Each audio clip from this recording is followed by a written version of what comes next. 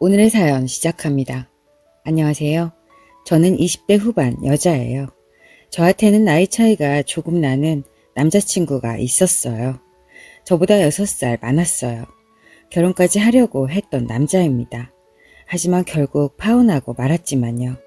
한때는 정말 사랑해서 그 남자랑 헤어지면 정말 못 살 줄 알았어요. 하지만 그 남자의 본심을 보고 난 뒤 정이란 정이 다 떨어져 버렸습니다. 그 이야기 한번 해볼게요. 4년 전쯤 일이네요. 오빠는 친한 언니 때문에 처음 만났어요. 오빠는 그 언니 친구였어요. 길에서 언니를 우연히 만났는데 둘이 같이 밥을 먹으러 간다고 하더군요. 저도 아직 안 먹었고 언니가 같이 가자고 해서 그러자고 했죠. 오빠의 첫인상은 괜찮았어요. 솔직히 언니 친구라고 해서 오빠 나이를 알았을 때는 깜짝 놀랐어요. 정말 동안이었거든요. 그리고 유머 감각도 있고 매너 있는 그런 남자였어요. 그렇게 즐겁게 밥을 먹고 헤어지게 되었어요. 그런데 그 뒤로 오빠한테서 연락이 오더군요. 제가 마음에 들어서 언니한테 제 연락처를 물어봤다고 만나보자고 하는 거예요. 저도 그 당시 남자친구도 없었고 비록 한 번 본 게 다지만 오빠가 싫지 않았기 때문에 알겠다고 했습니다. 그렇게 가벼운 마음으로 몇 번 더 만났어요. 그런데 만나면 만날수록 오빠가 좋아지는 거예요. 오빠 하는 말이 정말 잘 통하더라고요. 그리고 같이 있으면 즐거웠어요. 그렇게 몇 번 만난 후에 오빠가 사귀자고 했어요. 저도 당연히 좋다고 했습니다. 저는 프리랜서로 일하고 있는데요. 수입이 일정하지 않아요. 수입이 일이 있을 때는 많고 없을 때는 형편없어요.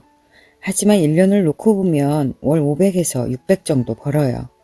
오빠는 연봉 4천 조금 넘고요. 오빠랑 사귄 지 몇 달 안 되었을 때 술을 마신 적이 있는데요. 그때 서로의 집안 이야기를 하게 되었어요. 저희 집은 저 어렸을 때부터 부유했어요. 재벌까지는 절대 아니고요. 그냥 돈 걱정을 하지 않고 사는 정도네요. 할아버지께서 부자셨거든요. 자랑하는 것은 아니고 상황을 그냥 이야기하는 겁니다. 그런데 오빠네 집은 10년 전까지는 진짜 잘 살았다더군요. 아버지가 사업하시는데 정말 잘 되었대요. 하지만 어느 순간 사업이 무너지면서 빚더미에 앉게 되었다는 거예요. 오빠 말로는 잘 살 때는 친척들이나 지인들이 아버지한테 잘 보여 콩고물이라도 떨어질까 싶어 하루가 멀다 하고 집에 찾아오곤 했대요. 그런데 망하자 발길이 뚝 끊겼다더군요. 지금은 친구분 회사에 다니고 있다고 했어요. 잘 살다가 하루아침에 쫄딱 망했으니 얼마나 힘들었겠어요. 오빠는 그런 부모님께 잘해야 하는 거 안 돼요.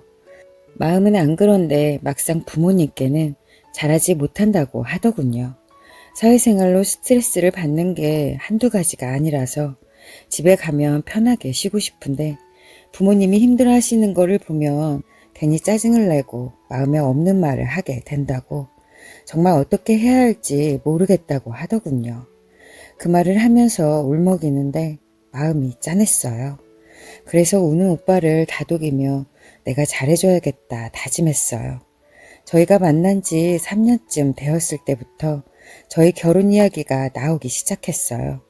오빠네 부모님이 오빠 나이가 있으니 빨리 결혼하라고 한다는 거예요. 저도 결혼을 결심할 만큼 오빠가 좋았어요. 정확하게 날짜는 정하지는 않았지만 연말쯤에 하기로 했어요. 그 뒤로 결혼하면 어떻게 살자 하는 이야기를 자주 하게 되었습니다. 그런데 막상 결혼에 대해 이야기를 하면서부터 저희 사이가 슬슬 금이 가기 시작했어요. 제가 오빠한테 실망하게 된 것이죠.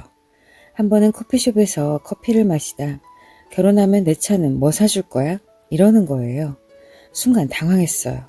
내가 왜 오빠 차를 사줘야지? 나한테 차 맡겨놨나? 라고 생각했거든요. 결혼하면 남편한테 차를 사줄 수는 있지만 그거는 제가 원해서 알아서 사주는 거지 상대방이 요구해서 사주는 건 아니잖아요.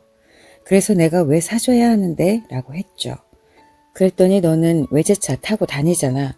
그리고 나는 차 없이 버스를 타고 다니는데 결혼하게 되면 내 입장이 뭐가 되냐? 이러더군요. 제 차는 제가 벌어서 산 차예요. 그리고 큰 차도 아니고 소형차였습니다. 그래서 오빠도 오빠가 벌어서 사면 되잖아. 오빠 돈 벌어서 다 뭐 했는데? 라고 했죠. 다 저축했다고 하대요. 그럼 그 돈으로 사라고 하니 그 돈은 차를 사는데 쓰면 안 된다고 하더군요. 어이가 없었어요. 그리고 사이가 차 없이 다니면 장인 체면이 뭐가 되냐는 식으로 이야기하더군요. 순간 드는 생각이 결혼하면 저희 아빠가 사이한테 차를 사줄 거라 생각했나 보더라고요. 그래서 말이 나온 김에 확실하게 해놓으려고 이야기했어요. 난 결혼할 때 집에서 한 푼도 받지 않을 거다. 우리 둘 다 일해서 돈을 벌고 있는데 왜 부모님께 손을 벌리냐. 난 그러는 거 싫다. 오빠도 나이가 있는데 그게 맞는 거 아니냐 라고 했죠. 제 말을 듣더니 그건 그래 라고 하더군요. 그 문제는 그렇게 일단락 되는 줄 알았어요. 상견례 날이었어요. 한정식 집에서 했는데요. 식사를 마칠 때까지는 분위기가 좋았어요. 그런데 후식을 먹으면서 본격적으로 결혼에 대해 이야기하면서부터 심각해지기 시작했어요. 신혼집에 관해서 어떻게 하실 거냐고 오빠네 부모님이 묻는 거예요. 그래서 제가 결혼하면 부모님 도움 안 받고 저희 힘으로 살 거라고 했죠. 이미 오빠와 합의가 된 내용이었기도 했고요. 그런데 제 말을 듣더니 오빠의 표정이 일그러지더군요. 표정을 보아하니 우리끼리 말로만 그러는 줄 알았나 보더라고요. 그런데 오빠네 어머니가 자식들 결혼시키는 부모님 마음은 그런 게 아니라고 자식이 편하게 살기를 바라지 않겠느냐는 거예요. 그러면서 아무리 너의 힘으로 하고 싶어도 적어도 집 정도는 부모님이 해결을 해주는 게 맞다고 하더군요. 그래서 신혼집 구하는데 절반을 보태시려나 싶었어요. 그리고 신혼집은 아파트가 좋겠다며 4억에서 5억 정도면 괜찮겠다고 하더군요. 그런데 예물예단 이야기가 나오자 오빠 어머니가 갑자기 불쌍한 표정을 지으며 지금 집안 사정이 좋지 않아서 큰 예물 같은 건 해주지 못하겠다고 하는 거예요. 그러면서 시부모가 못나서 미안하다 하시더군요. 그 말을 듣자 뭐지? 돈이 없다면서 그럼 신혼집은 어떻게 하시려고 그러시지? 머릿속이 복잡해졌어요. 그런데 아빠가 그러면 나중에 애를 낳게 되면 지금의 제 차가 작아서 힘이 드니 차를 사주시겠다고 하는 거예요. 그 말을 듣더니 오빠네 어머니가 잘 되었다며 그렇게 요즘은 부부끼리 각자 차를 가지고 있어야 한다고 하는 거예요. 뭔 말인가 싶었어요. 아빠가 차를 사주시면 당연히 제 차를 팔아서 아빠 드리는 게 맞다고 생각했거든요. 그래서 그렇게 되면 제 차를 판다고 했어요. 그랬더니 자기 아들은 그럼 뭐를 타고 회사 출퇴근하냐고 하는 거예요. 오빠가 지금까지 차 없어도 회사 잘 다니고 있는데 말이죠. 원래 있던 차가 갑자기 없어진다는 식으로 이야기하니 황당했어요. 저희 집을 봉으로 알고 저러나 싶어서 정말 기분이 나쁜 거예요. 결혼 안 하려는 심정으로 그럼 저희 신혼집 해주지 마시고 그 돈으로 차를 사시면 되겠네요. 라고 대놓고 이야기했어요. 그런데 오빠 어머니는 차 사줄 돈이 어디 있냐고 하는 거예요. 그럼 집은 뭐로 해주시려고 했냐고 하니 액수가 중요하냐고 형편에 따라 해주는 거지 라고 하더군요. 저희 부모님도 어이가 없으신지 그냥 듣고만 계셨어요. 4억 5억 신혼집에 돈을 보탠다고 이야기는 했는데 그 돈으로 차를 사지 못한다고 하는 것이 얼마를 보태려고 했는지 대충 감이 오더라고요. 완전히 염치가 없는 거 아닌가요? 보통 그러면 형편에 맞는 집을 보던지요. 그 대목에서 완전히 마음이 돌아섰어요. 그래서 제가 따지려 하자 저희 엄마가 먼저 말했어요. 도대체 얼마를 보태시려고 하시냐고요. 그랬더니 5천 정도 보탠다고 하는 거예요. 그리고 덧붙인 이야기에 저와 저희 부모님은 완전히 기가 막혔고요. 자기는 돈이 없고 그 돈은 오빠가 결혼하려고 모아놓은 돈이라고 하는 거예요. 그러니까 최소 4억짜리 아파트에 자동차에 거기다 혼수 그리고 결혼식까지 하는데 보태는 돈이 5천이라니 정말 말이 안 되잖아요. 그러고도 당당하게 나오는데 할 말을 잃은 거죠. 저는 도저히 그냥 있을 수 없어서 그렇게 결혼하고 싶지는 않다고 이야기를 하고 부모님을 모시고 일어났어요. 그런데 오빠가 주차장까지 따라와서 저한테 이야기 좀 하자고 하더군요. 저는 할 말 있으면 저희 부모님 앞에서 하라고 했죠. 그때까지 최소한 오빠가 저희 부모님께 사과를 하길 바랬어요. 그런데 그렇게 하지 않더군요. 오빠는 우물쭈물 하고 있었고 부모님은 둘이서 이야기하라고 하시며 차를 타고 먼저 가셨어요. 그래서 주차장 한편에서 이야기를 하게 되었습니다. 오빠는 대뜸 도대체 왜 그러냐고 자기 집 형편만이 알지 않냐고 하는 거예요. 부모님이 도와주실 형편이 되면 어련히 알아서 도와주시지 꼭 이야기를 그렇게 해야겠냐고 하더군요. 그리고 저희 아빠가 도와주신다고 하는데 왜 그렇게 괜찮다고 하냐고 제가 잘못한 것처럼 이야기를 하더라고요. 입장을 바꿔서 자기가 그랬다면 저같이 행동하지 않았을 거라고 하면서요. 그래서 저도 형편에 따라서 하는 거지 빚을 내서 하라는 것은 아니다.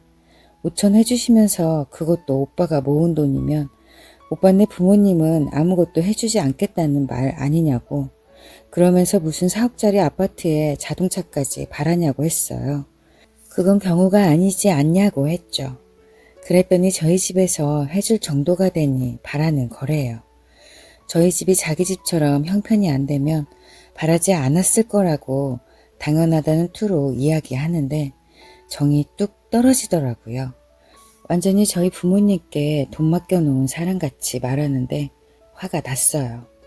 그래서 나는 이렇게는 결혼하지 않는다고 이야기를 하고 돌아서려는데 제 팔을 잡더라고요.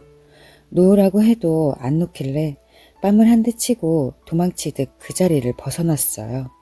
그렇게 가는 저한테 너랑 결혼 안 한다고 나도 너 같은 여자랑 결혼하기 싫다고 하면서 평생 혼자 살아라 하고 악담을 퍼붓대요. 그렇게 헤어진 지 2주가 넘었네요. 상견례 날 자기가 잘못해놓고 그렇게 당당한 태도로 뻔뻔하게 저한테 욕을 하더니 일주일이 지나면서부터는 잘못했다고 하며 연락을 해오더군요. 저는 전화번호를 차단해 버렸어요. 그랬더니 집까지 찾아와서 귀찮게 하네요. 아빠한테 걸려서 된통 혼나고 난 뒤에는 포기했는지 더 이상은 집에 찾아오지 않더군요. 그렇게 3년 넘게 만나고 결혼까지 생각했던 남자와 헤어지게 되었습니다. 결혼은 우리 힘으로 하자고 할 때 그러자고 했더라면 이렇게 끝나지 않았겠죠. 하지만 그런 생각을 가지고 있는 사람이었으니 결혼 생활을 원만하게 하지 못했을 것 같아요. 결혼 전에 모든 걸 알아서 다행이라 생각하네요. 그런 면에서 저는 정말 운이 좋았다 싶어요. 긴 이야기 들어주셔서 감사합니다.